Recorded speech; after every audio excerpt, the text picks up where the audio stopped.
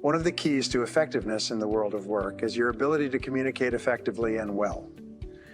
You spend as much as 75% of your time communicating and interacting with other people. There are two forms of communication. The first form is the way you talk to yourself, dialogue with yourself, think and plan for yourself. The other form of communication is the way you interact with others. The ability to communicate is a learned skill, and you can get better and better at it by learning what the best communicators do and practicing it until it becomes a regular part of your repertoire. Number one, there are 3 elements to any conversation. Words only account for 7% of the message. When you talk, people will forget most of what you say, but they will remember the way you said it. The tone of voice, on the other hand, accounts for fully 38% of your message. When you want to sound friendly, warm, reassuring, intimate, or caring when you speak, keep your voice in the lower range, where the deeper sounds are. Also, remind yourself to slow down. It's very difficult to be close, friendly, warm, or thoughtful when you're speaking too quickly. Tone of voice is important, and that's why we need to give some thought to it. Because if we're in a hurry or busy or rushed, sometimes our tone of voice can be clipped or short, and it can be hurtful.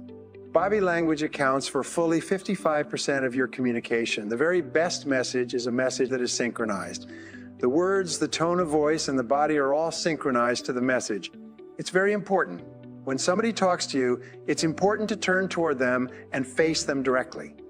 When you talk to them, listen closely to what they say, nod, and pay attention. There's a great book called His Needs, Her Needs, and they talk her first. Need is for attention, affection, and respect. Face to face, eye to eye, heart to heart. If she gets those needs fulfilled, then everything else will be fine. But if she does not get those needs fulfilled, she's going to be unhappy. The only time you're actually with your woman is when you are face to face, giving them attention, listening to them when they talk, and giving them affection and respect. Number 2, there are 3 parts of any conversation. The first part of the conversation, which has to do with the character of the person. A person with high character can say little and be enormously influential. On the other hand, a person with limited character doesn't have the same effect. The second part is connecting with the emotions. We connect with emotions when we tune in and focus on the person, their problems, and their needs. Considering other people's problems and concerns can significantly improve our own lives, the factual content of the conversation. In selling, you first establish rapport, character, then connect with the underlying problem or need, pathos. And only then do you talk about your product or service, go see. Number 3, there are 4 basic personality styles. The first is what we call relators. They are quiet, self-contained, and not particularly expressive. They are sensitive people, oriented and concerned about other people's opinions in the extreme. A relator will be hypersensitive to the opinions of others. They can't do anything without making sure that everybody else approves. If you're communicating with this person, they require slow, low-key, easygoing, friendly, almost warm and fuzzy communication. Their greatest concern in life is, let's get along, let's all be friends. So you find relators in fields like nursing, social services, teaching, small child development, psychology, personnel, or counselors where they relate to other people. Now, the next type of person is the analyzer. This is the kind of person who's not so much concerned about people, but more concerned about doing the job and is more inward, directed. Their primary concern is, let's be accurate. The analyzer who is fastidious and detail-oriented wants accuracy and just the facts. They'll gravitate toward accounting, computers, engineering, bookkeeping, computer programming, any field where the problems don't talk back. Now, the third type of person is what we call the director. They're most concerned with, let's get results, get to the bottom line, cut to the chase. Who do you think is reading Success Magazine, Business Week, Forbes, and Success Books and Success audio programs? It's the director, the go-getter, the one who kicks, you know what, and then takes names. The fourth type of personality is expressive.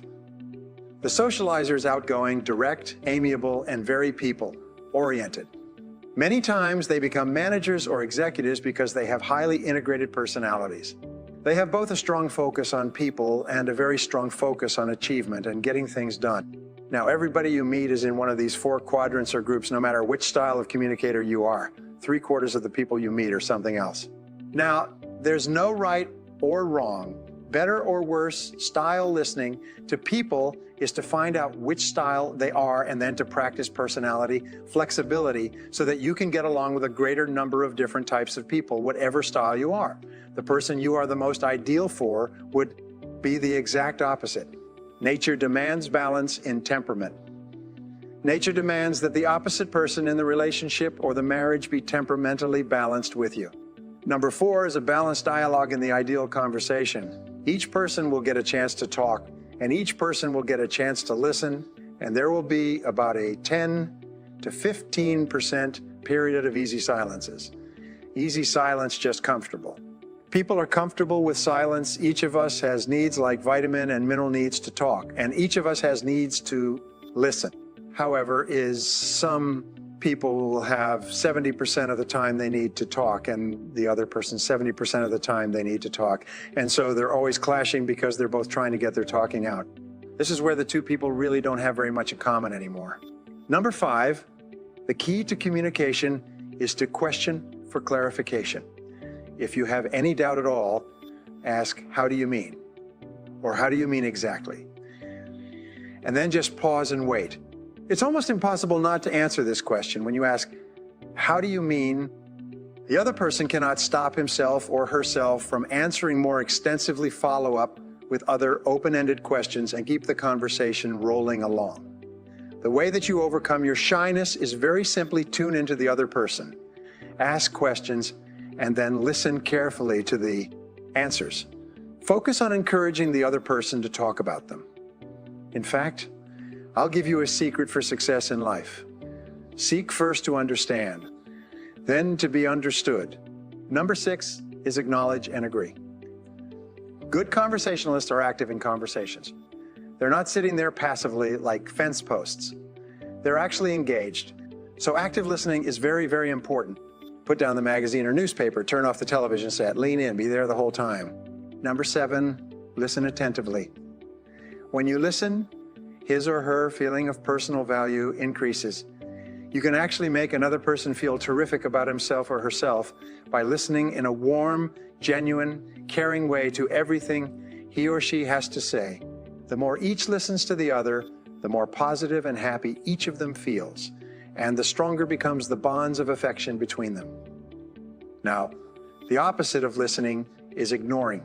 The fastest way to turn a person off, to hurt their feelings, and to make them feel slighted and angry is to simply ignore what they are saying or interrupt them in the middle of a thought. Men are 95% more likely to interrupt a woman than a woman is to interrupt a man. The more you listen to another person, the more he or she trusts you and believes in you. Number 8 is for you to paraphrase the speaker's words in your own words. By paraphrasing the speaker's words, you demonstrate in no uncertain terms that you are genuinely paying attention and making every effort to understand his or her thoughts or feelings.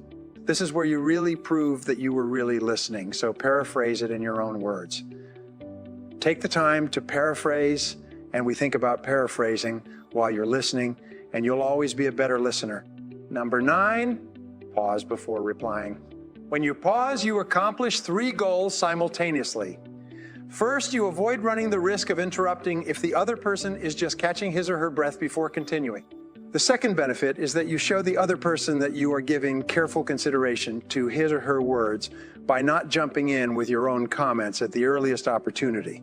The third benefit of pausing in conversation is that you will actually hear the other person better. By pausing, you mark yourself as a brilliant conversationalist. All successful people are excellent communicators. So, how do you communicate more effectively with others? Now, the first one is a profound communication principle. Be impeccable with your word. And what that means is to speak with integrity, which means to say what you mean and mean what you say. Words have the power to create or destroy.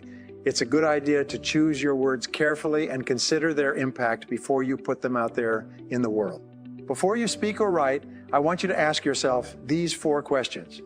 Is it necessary? Is it true? Is it kind? And is it helpful? You know, when you say frivolous, untrue, mean, or unhelpful things, it doesn't create a sense of trust or connection in the other person you're communicating with. A lot of people are very careless with their language. The words you use either lift up your energy, the words you use either make you more creative, or the words you use deny your talents. The words you use could reduce your energy. You look at the great business builders, you look at humanitarians, you look at a lot of the great artists, and they were so careful with their words. And their words lifted people up. They used the language of leadership. The words you use really are like context or a framework or a stained glass window on the way you see the world. You see the world through a lens, and your language forms that lens of belief. The way you build your self-architecture and the way you see yourself in the world is in part through your words. If deep down inside you're coming from scarcity and you think, you know what, I'll never have more than the salary that I'm making, well, then you're not going to start the big business. You're not going to read the books on financial mastery, because deep inside you would say, what would be the point? I'm not one of those people. And if you want to rewire your self-identity, then you absolutely must dial into this first point of what legendary leaders do in terms of the way they speak, which is getting your precision of languaging right. How did the great military generals get their armies to go out there on fire? It was through their words. Your words to yourself are world-class, and also the words you use to your team, to your customers, to your loved ones. So incredibly important. And this leads me to the next communication skill that's probably the most critical skill for everyone on the planet to master, and that is the skill of effective listening. Now, the undeniable truth is we pretend we're listening, but we're really just thinking about what we're going to say next. We're so worried about getting our point across, we pay very little attention to what the other person is trying to say. If you aren't really listening and responding to what the other person is actually saying, ultimately, all you're really doing is having a conversation with yourself. Now, here's an invaluable tip. Whenever you're having an important conversation, let them go first. Let them empty themselves out first. Be curious. How is it that they've come to feel this way, to have this point of view? What is it that they are needing you to hear? Now, this takes a commitment to really want to know what the other person is experiencing and needing. Having worked with couples, corporate teams, and diverse community groups, it takes time for people to really feel they've been heard. If you invest the time and the intention to do that, they will then be ready to hear you and what you're experiencing, what you're needing, and what you're wanting. Sometimes when you've done your best to listen closely to someone, you may not have heard exactly what it was they were trying to say. And that's why it's so important for you to double check and make sure you really understood them correctly. The easiest way to do that is before you speak, to say, so what I'm hearing you say is, and then repeat back to them what you think they were saying, what they meant to say, and then give them the opportunity to clarify any misunderstandings that you might have before you respond to them. Number 3, speak your truth. The conversation you are most resisting is the conversation you most need to have. All too often we get hurt by someone or we get upset by someone, and we are almost taught by society not to speak up. And a lot of us think, well, we could lose the relationship and end up alone. It's almost like non-communication born of fear.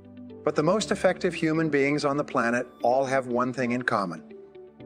They speak up and they share their truth. The more you actually practice speaking up when you know you want to speak up, the more you will actually step into your next level of power. The hard talks when you actually speak up are when you grow in power.